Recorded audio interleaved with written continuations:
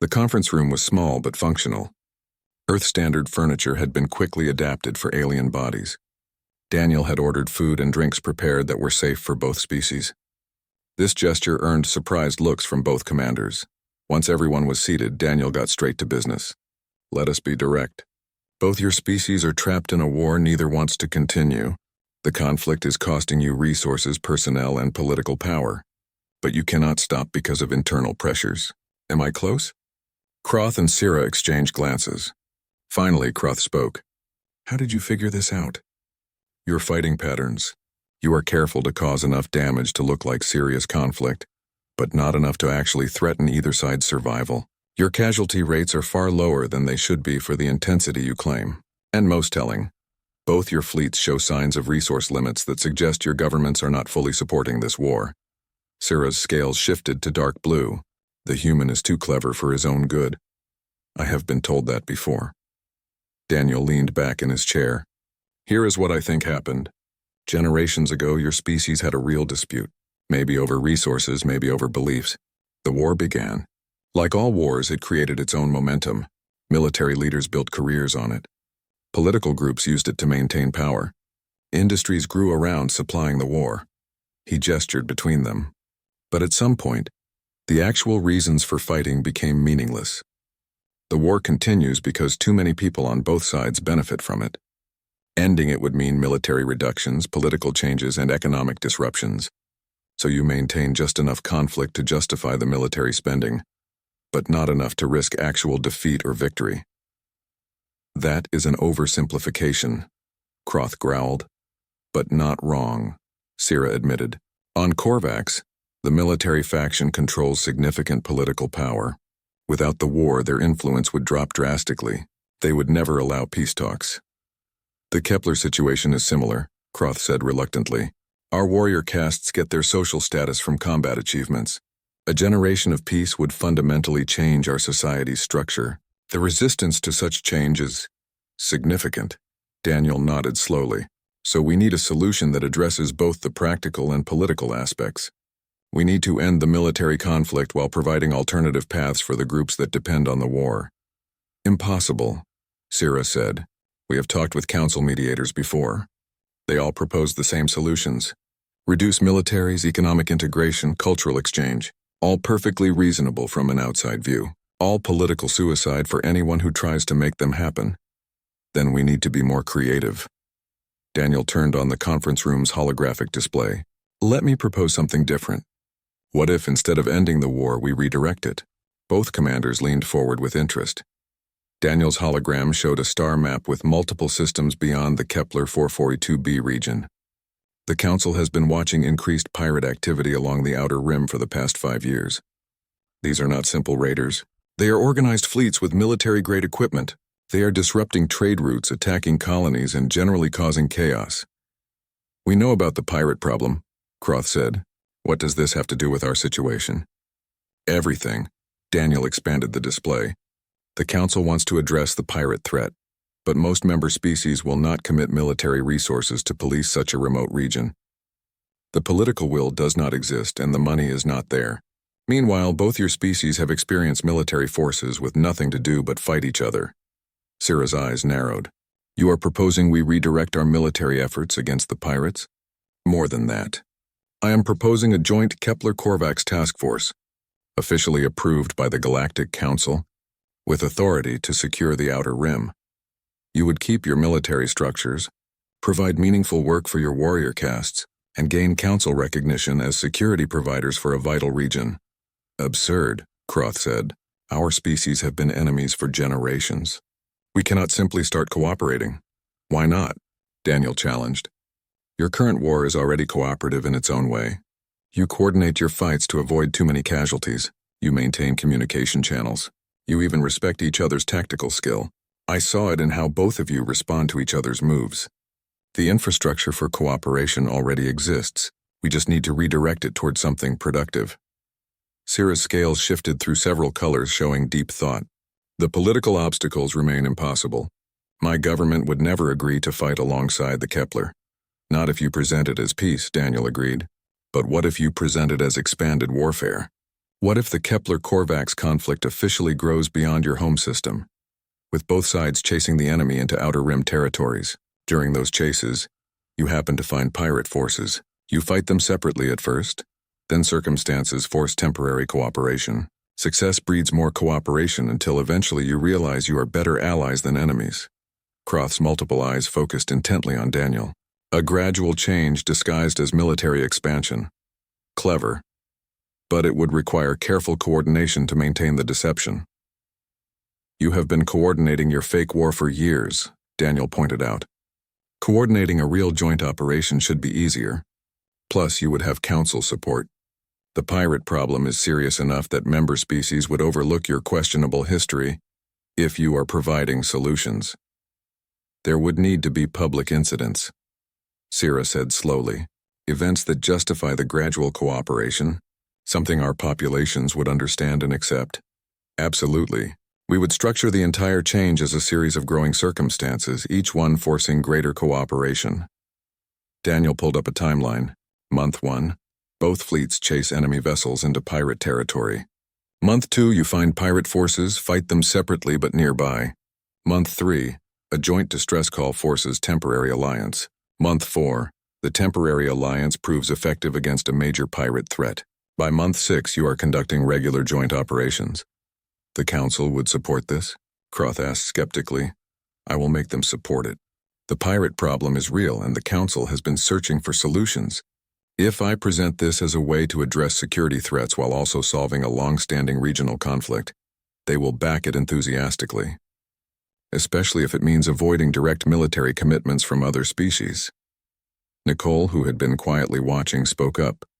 Sir, what about enforcement? How do we ensure both sides actually commit to this plan, rather than just using Outer Rim operations as cover for continued fighting? Excellent question, Captain.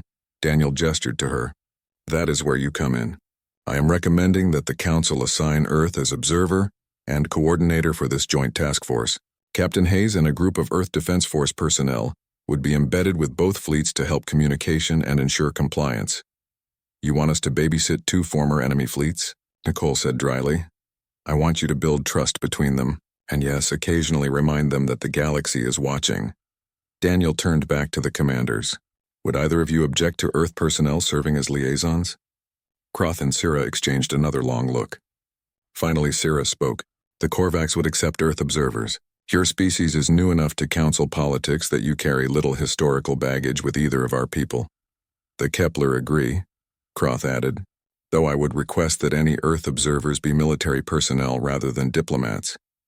We are warriors. We understand and respect other warriors. Done, Daniel said immediately.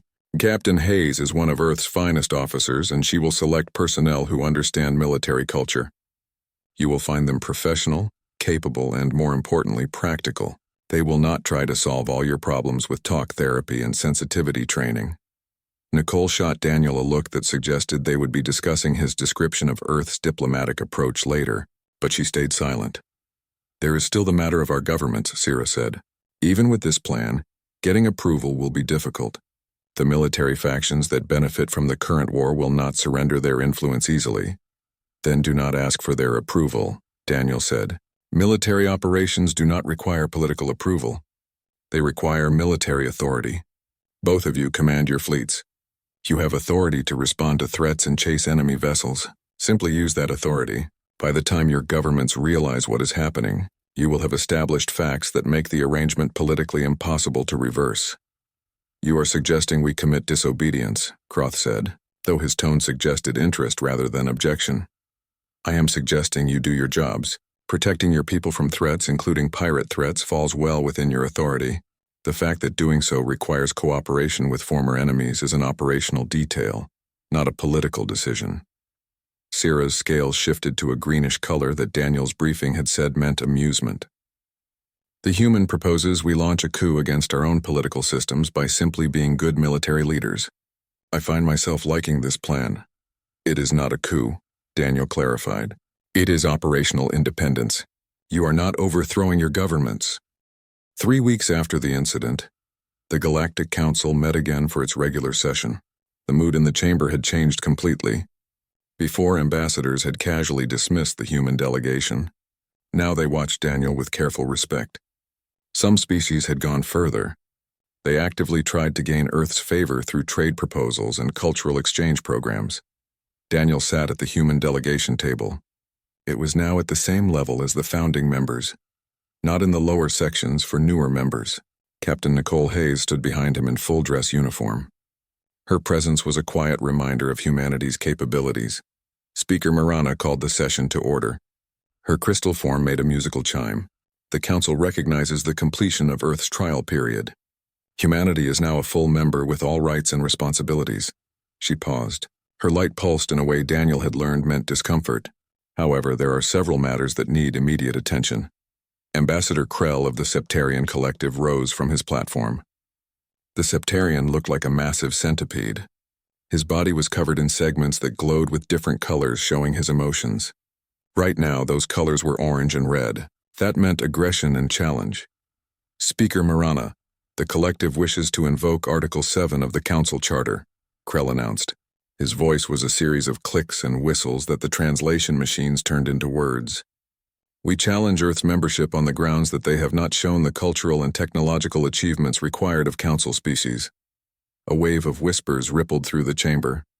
Article 7 challenges were rare, but they were legally binding. If successful, they could result in Earth's membership being cancelled or reduced to observer status. Daniel stayed perfectly calm. Nicole's hand moved slightly closer to her sidearm. Speaker Marana, we welcome the Septarian Collective's challenge. What specific achievements do they claim humanity lacks? Krell's segments rippled with satisfaction. The Council Charter requires member species to show mastery in 3 categories: technological innovation, cultural contribution, and peaceful coexistence. Humanity has barely begun space exploration. Your technology is copied from designs you learned from other species. You have no significant cultural exports, and your history is one of constant warfare. I see. Daniel stood and buttoned his suit jacket with careful movements. Then let us address each point one by one. Speaker Marana, I request permission to present evidence to the Council. Permission granted, Ambassador Carter. Daniel turned on his presentation system. Holographic displays appeared above the Council floor. Starting with technological innovation, Ambassador Krell claims our technology is copied. Yet I would point to several human inventions that have already been adopted by multiple Council species. The first hologram showed a complex medical device. This is a neural regeneration matrix developed by Dr. Helen Wright at the Mars Medical Institute. Unlike previous regeneration technology that needs genetic matching and weeks of growth time, Dr. Wright's design works for any species and completes healing in hours. 16 Council species have already bought licenses to use it. Another hologram appeared, showing a sleek Starship drive system.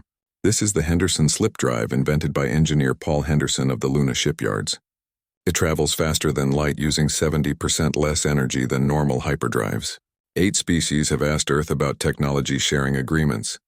Daniel continued through a dozen more examples. Each one showed real innovation, not just copies of alien tech. Krell's colors shifted toward darker tones, showing growing worry. As for cultural contribution, Daniel said, changing the presentation, humanity offers something the galaxy desperately needs: perspective. We are one of the few species that developed art, music, literature, and philosophy while still stuck on a single planet. Our cultural works explore themes of conflict and cooperation, survival and growth, individuality and community. We have already established cultural exchange programs with 47 species. Our artistic exports have been very well received. The hologram showed examples: human music being played by alien orchestras, human books translated into hundreds of languages, human art displayed in galleries across the galaxy. The Council watched in silence as proof of humanity's cultural reach unfolded before them. Finally, Ambassador Krell mentions our history of warfare. Daniel's voice grew colder. Yes, humanity has a violent past. We fought wars over resources, ideas, religion, and land. We created weapons that could destroy our entire planet. We committed terrible acts that shame us to this day. He paused, meeting the eyes of ambassadors around the chamber. But we also did something remarkable. We learned. We created international laws to govern warfare. We built institutions to prevent conflict. We made systems to protect the vulnerable. We did not stop war, but we controlled it and reduced it. The last major human conflict ended 70 years ago. It ended through negotiation and compromise. Daniel's hologram shifted to show Earth from space, green and blue and beautiful. We are a species that chose peace not because we cannot fight, but because we understand what violence costs. That makes our commitment to peace more meaningful than species who never faced such choices. How convenient, Krell hissed. You justify your violent nature by claiming you have evolved past it. Yet the entire galaxy watched you brutalize Ambassador Zeltron's guards 3 weeks ago. I defended myself against an unprovoked attack using the minimum needed force. Daniel replied evenly. None of those guards suffered permanent injury. All have returned to duty. If I were truly as violent as you claim, Ambassador, that room would have needed body bags instead of medics. Another ambassador rose. This one was from the Thalassan Confederacy. Ambassador Mira was an aquatic species. Her environmental suit was filled with shimmering blue liquid. With respect, Ambassador Carter, the Septarian Collective raises good concerns. Your species achieved space travel only 40 years ago. Most council members took centuries to reach this point. Your rapid advancement suggests either recklessness or outside help. Neither, Ambassador Mira. Daniel pulled up another series of displays. Humanity's rapid advancement comes from our unique way of solving problems. We call it standing on the shoulders of giants. We learn from every species we meet. We adapt their innovations to our needs. Then we improve on them. This is not theft or shortcuts. It is efficient collaboration. Some might call it intellectual parasitism, Krell said. Then those critics would be wrong. The new voice came from an unexpected source. Ambassador Varan of the Celestial Accord, one of the Council's most ancient and respected civilizations. The being was made of what looked like living starlight. It floated forward. I have watched humanity since their first steps into our galaxy. What I have seen is not parasitism, but the natural behavior of a younger species eager to learn and grow. Varan's light pulsed with what Daniel had learned meant approval. The Accord made similar leaps in our early development. So did the Crystalline Assembly and the Voidwalkers. It is the nature of intelligent life to build on the knowledge of others. Humanity simply does so with remarkable speed and creativity. Thank you, Ambassador Varan, Daniel said respectfully. If I may address the Council's broader concerns, I believe the real question here is not whether humanity deserves membership. It is whether the galaxy is ready to accept a species that does not fit the expected pattern. Explain, Speaker Marana said. Most Council species achieved technology slowly, over thousands of years. They developed philosophies, cultural systems, and social structures gradually. They had time to process each advancement. Humanity compressed that timeline dramatically. This makes us seem chaotic and unpredictable. Daniel's voice grew passionate, but that compression also gave us unique insights.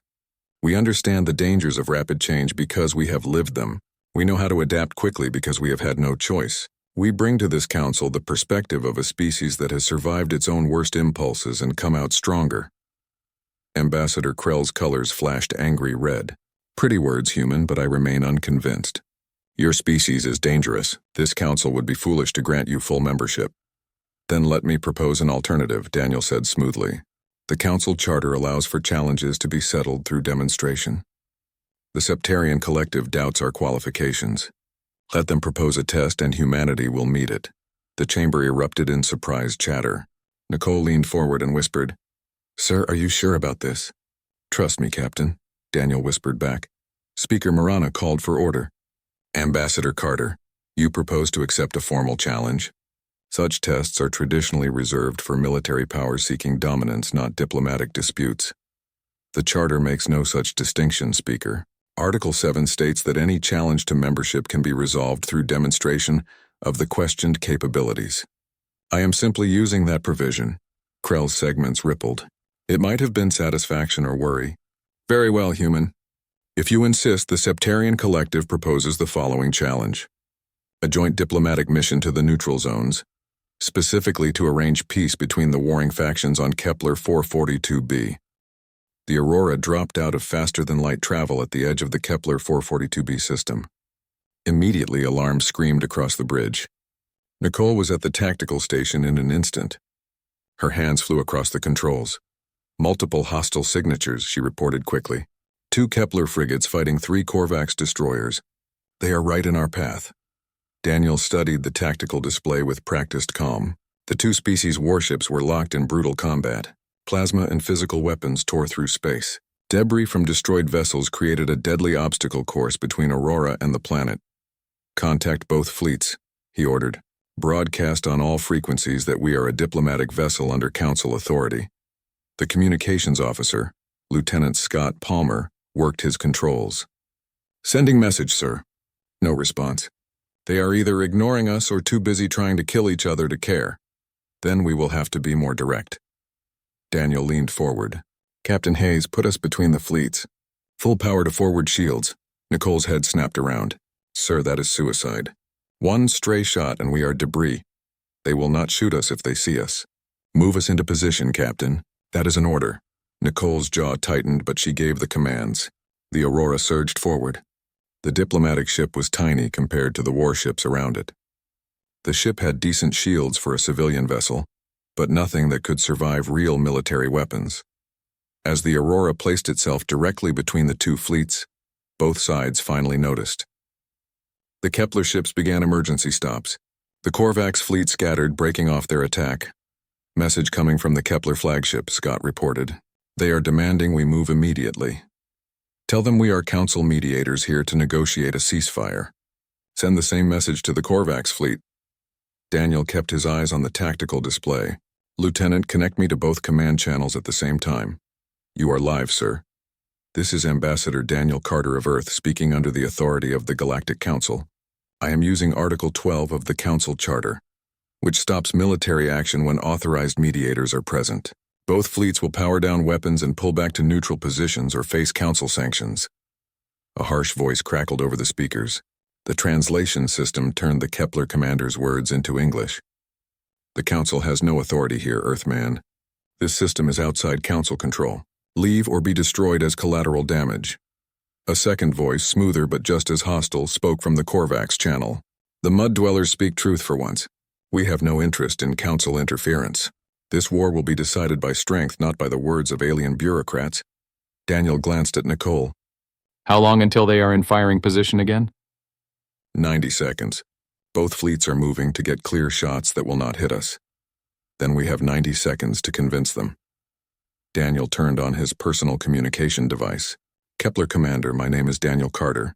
Before I was an ambassador, I was a soldier. I have fought in 17 major battles and countless smaller fights. I have seen more death than I care to remember. So believe me when I say this. Your tactics are embarrassingly predictable. Your weapons are outdated.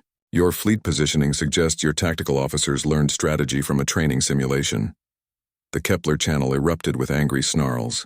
The Korvax channel had gone silent, probably listening with interest. You dare insult the Kepler defense fleet? The commander roared. I am not insulting you. I am stating facts.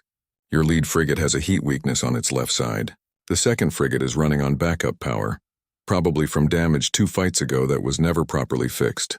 And your flagship, the one you are commanding, has a reactor leak that is slowly poisoning your crew. I can see the radiation from here. Silence. Then more carefully. How could you possibly know this? Because I am trained to know. Now, Korvax Commander, before you feel superior, let me address your fleet. Your destroyers are powerful, but they are too heavily armored for long fights. You are burning fuel at a rate you cannot sustain trying to press your advantage. Your lead destroyer is already at 60% capacity. Your second is at 55. The third is running on emergency reserves because you have been rationing supplies for months. The Korvax channel crackled. Impossible. Our systems are secure. Your systems are secure from hacking. They are not secure from basic observation. Your engine signatures tell me everything about your fuel status. Your movement patterns tell me about your tactics. And your positioning tells me that neither fleet is actually trying to win this fight. Explain, both commanders said at the same time. You are performing a ritual, Daniel said. Both of you. You meet in this same region of space every few weeks. You exchange fire for a few hours. You cause minimal casualties. Then you pull back until the next fight. This is not a war. It is theater. The question is why. The silence stretched for several seconds. Nicole glanced at Daniel with raised eyebrows. The rest of the Aurora crew looked equally surprised. Finally, the Kepler commander spoke. His voice sounded tired. You are more observant than the other council mediators. The other mediators were trying to understand your cultures, your complaints, your history, Daniel replied. I do not care about any of that. I care about results. Now both of you are going to power down your weapons. You will accept my shuttle aboard your flagships. We are going to have a conversation about what is really happening here. Because I promise you, whatever political or social pressures are forcing you to continue this act, I can find a better solution. And if we refuse? The Korvax commander asked. Then I will let you continue your fake war while I broadcast my analysis to the entire Galactic Council. I will explain how both your species are locked in a conflict neither wants to win. You waste resources on military theater while your actual populations suffer. I will recommend the Council impose trade sanctions until you solve your problems like adults instead of children playing with warships. You would not dare, the Kepler commander snarled. Try me, Daniel said flatly. I am human, Commander. We specialize in doing things others would not dare. Captain Hayes, please send our analysis to the Council Liaison Office. Let us get it on the official record. Sir, are you sure? Nicole asked quietly. Do it, Captain. Nicole began the transmission. Before she could complete it, both alien commanders spoke together. Wait, Daniel gestured for Nicole to pause. I am listening. Come aboard, the Kepler commander said grudgingly. We will talk. Both of us, the Korvax commander added. Together, on neutral ground. Your ship, Daniel smiled. See, we are making progress already. Both commanders will transport to Aurora in 30 minutes. Come alone, unarmed, and prepared to actually solve your problems. Captain Hayes, prepare the conference room. The channels went silent. Nicole stood. Her face showed both admiration and worry. Sir, you just bullied 2 hostile fleet commanders into negotiations through pure bluff. If you had been wrong about their situation, I was not wrong. But if you had been, they could have destroyed us. They could have, Daniel agreed. But they did not. Because I read the situation correctly. Both fleets are maintaining this conflict for political reasons, not military ones. Now we need to figure out what those reasons are and fix them. Kyle approached from his station near the back of the bridge. Daniel, even if you are right about the situation, actually solving it will be much harder. These species have been at war for generations.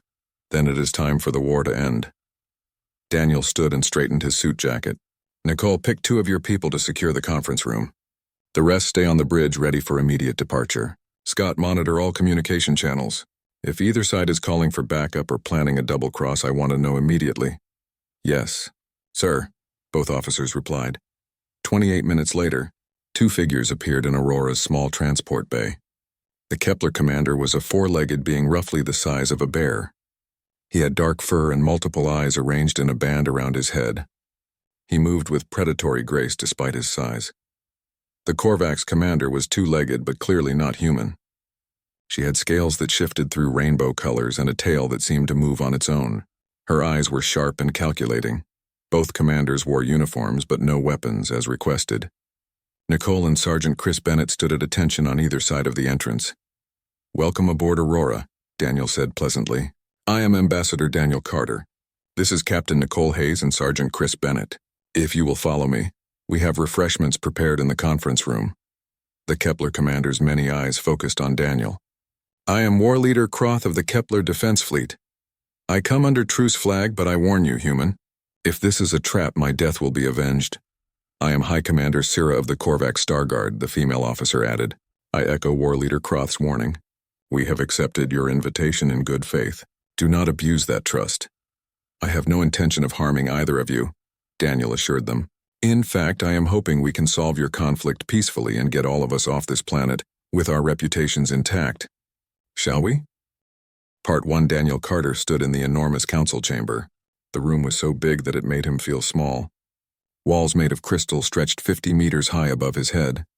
Hundreds of alien creatures filled the space. Some floated in the air. Others stood on platforms. Each one represented a different world, a different civilization that had been traveling between stars for thousands of years. Daniel was here to negotiate. Earth wanted to join the Galactic Council. Most species took centuries to earn this honor. Humanity had done it in just 40 years since meeting aliens for the first time. Many of the older species did not like this. They thought humans were moving too fast.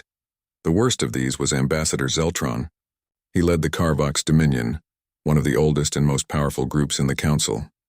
Zeltron was huge, nearly 3 meters tall. His body was covered in scales that shimmered like oil. He had a reptile face with cold eyes and a forked tongue. Every time he looked at Daniel, his expression showed pure hatred. The meeting had been going badly for hours. Zeltron kept making terrible offers. He wanted Earth to become a servant world.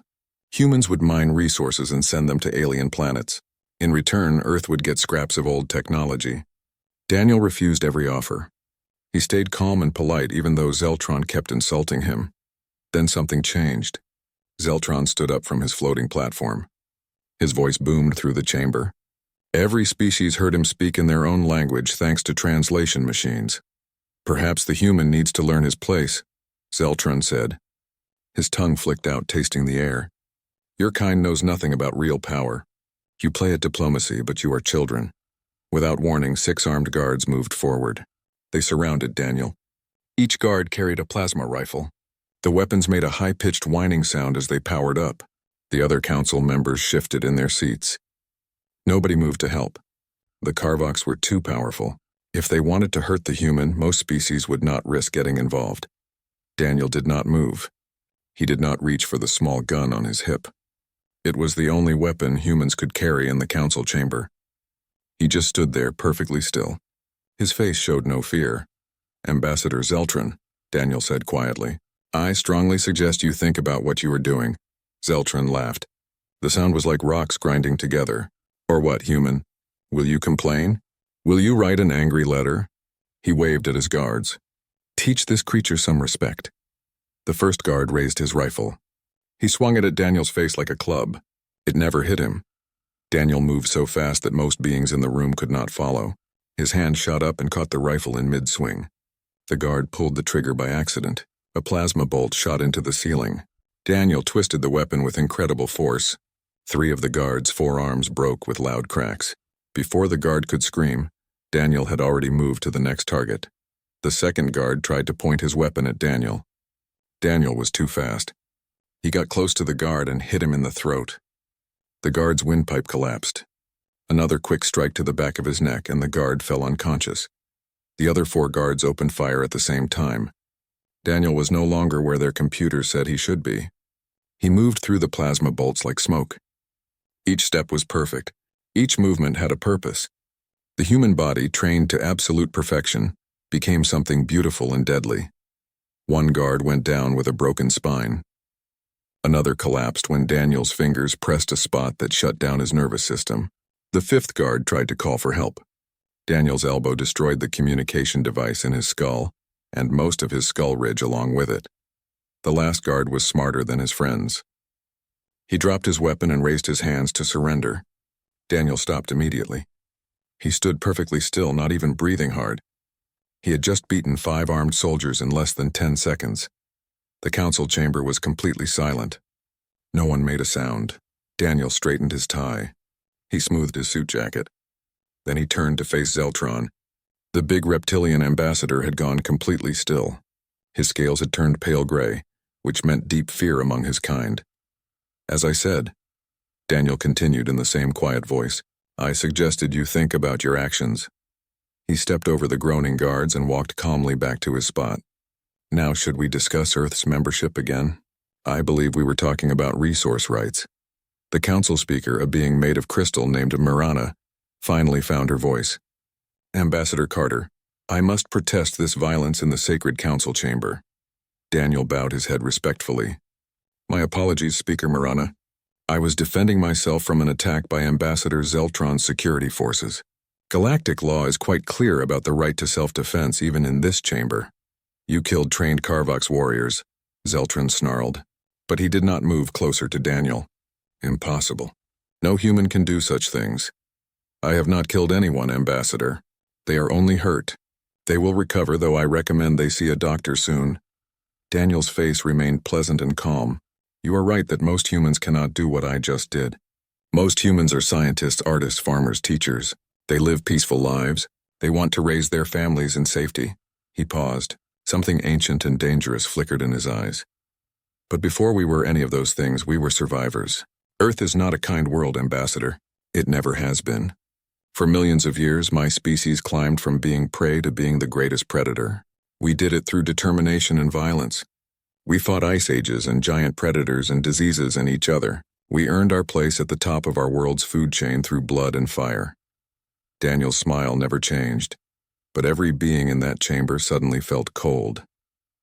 I am a diplomat, Ambassador Zeltron.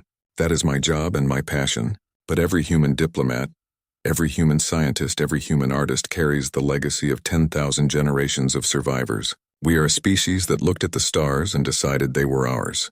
We are a species that split the atom, walked on our moon, and built machines that think. He took a single step forward.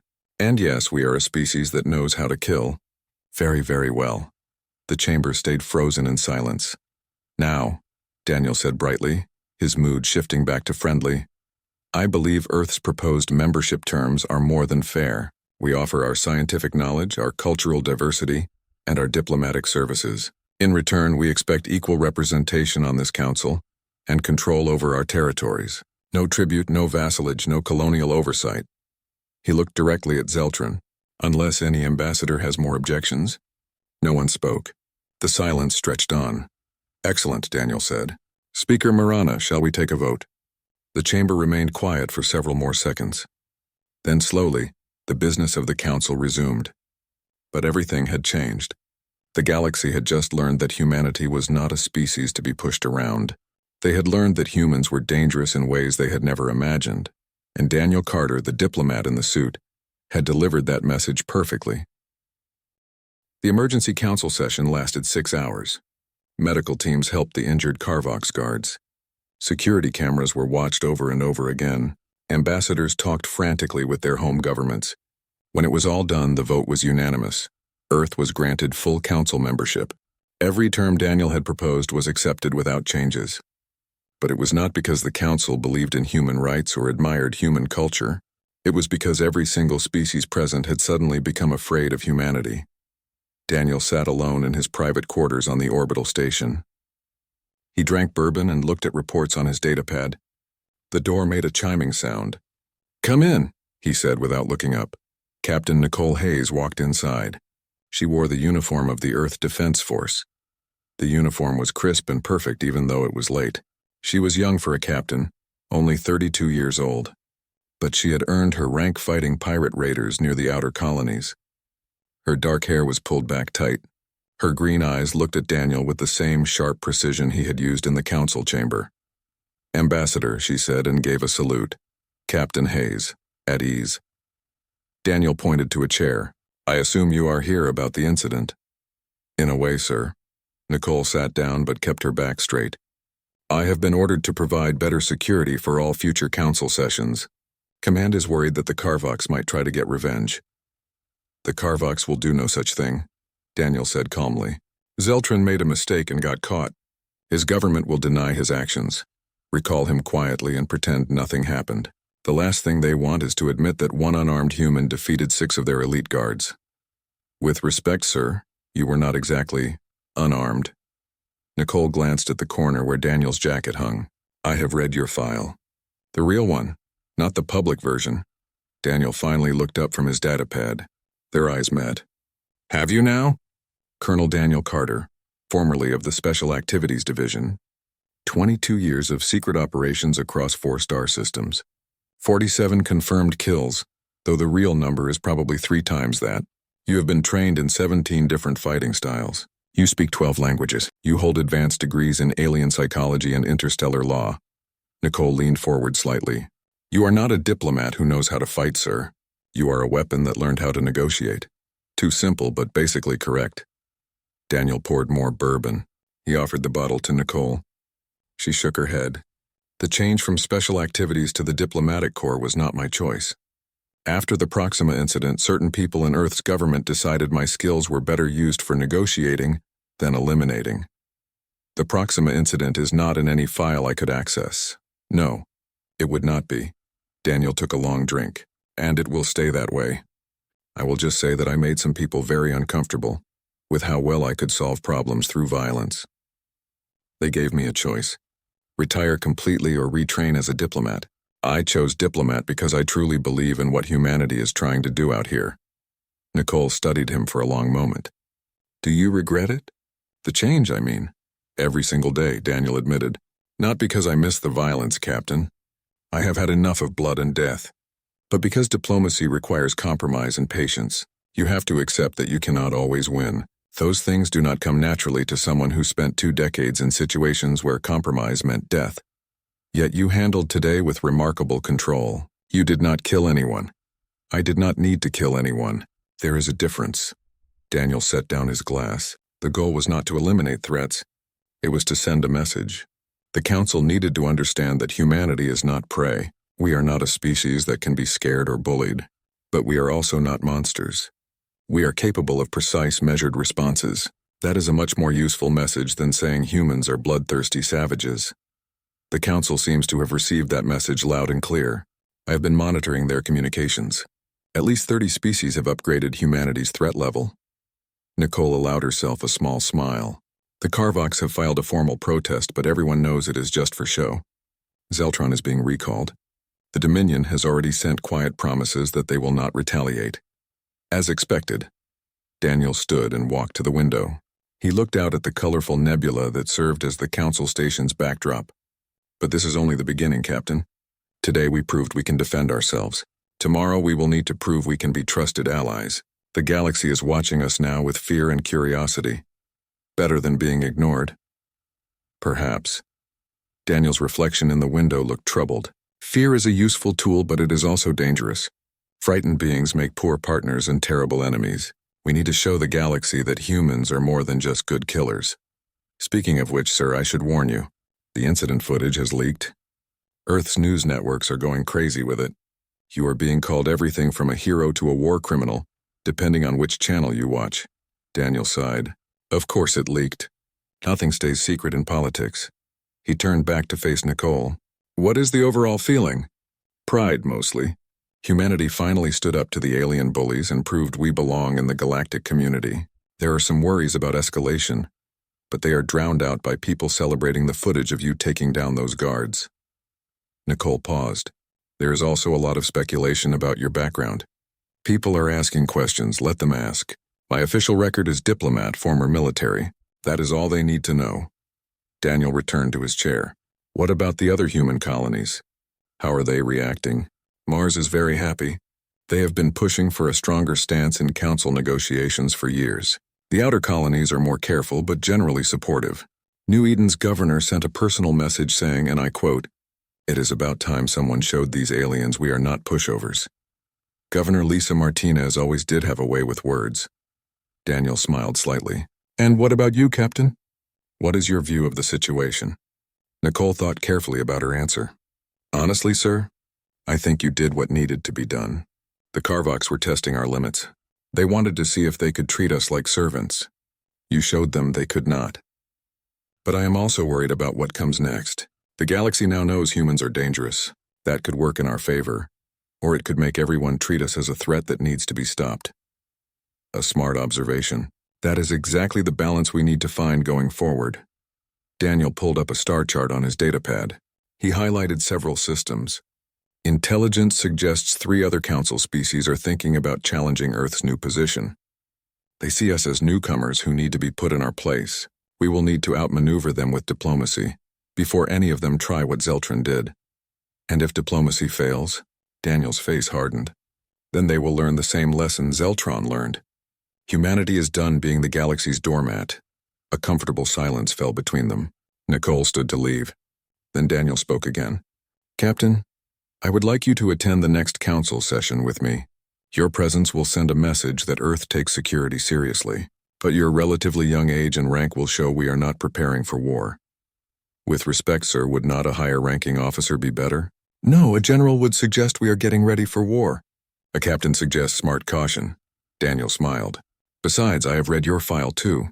Your record shows tactical brilliance and diplomatic skill. You have negotiated ceasefires with colony militias. You have worked with alien security forces. You understand the balance between strength and restraint. I will do my best, sir. I am sure you will, Captain. Daniel raised his glass in a small salute. Welcome to the wonderful world of space politics, where every handshake could be a trap, and every smile could hide a knife. Nicole returned the salute and left. Her mind was already thinking about preparations. Daniel watched her go. Then he turned back to the window. The stars looked the same as always, but he knew that after today everything had changed. Humanity had announced its presence on the galactic stage not with words but with action. Now came the hard part, proving they deserved to be there.